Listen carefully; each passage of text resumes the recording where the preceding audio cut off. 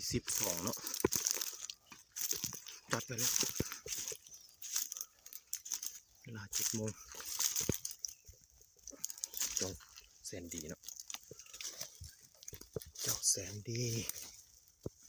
โอ้เขาไวขนาดขันจะ2-3 ดอกเจ้าแสนดียอดเลยละโอ้หลงเนาะวันที่มันละวันที่11มาเมื่อวานนี้วันที่11มันนี่วันที่12เข้าใจผิดนี่วันที่12เนาะ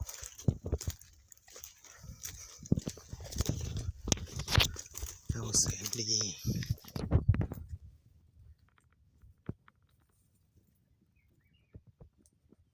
ขันตัด4-5 ดอก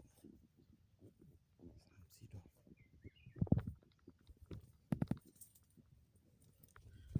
ปากแก้ว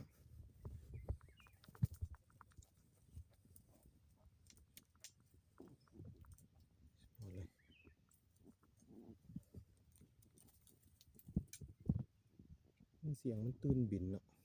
ต่อเคลียร์ต่อบิน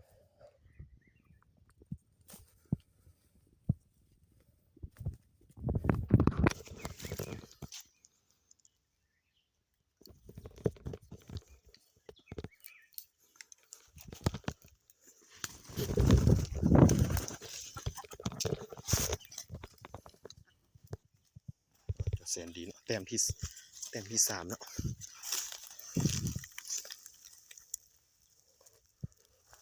แกสุดเลยไก่ตัวนี้อันถ้า3-4 ดอก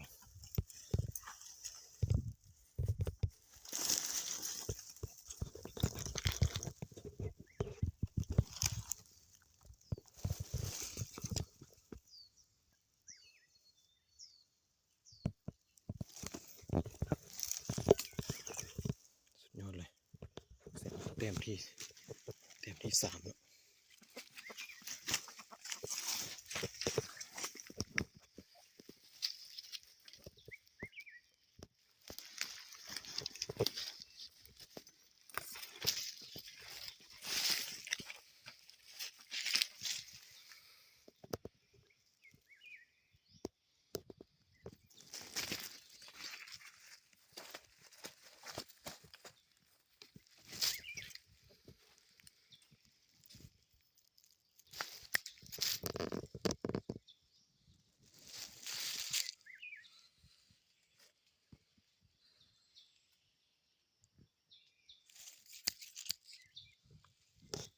จัดเต็มตามเต็มต่อไปเนาะนี่วันที่12เนาะเดือน11 2022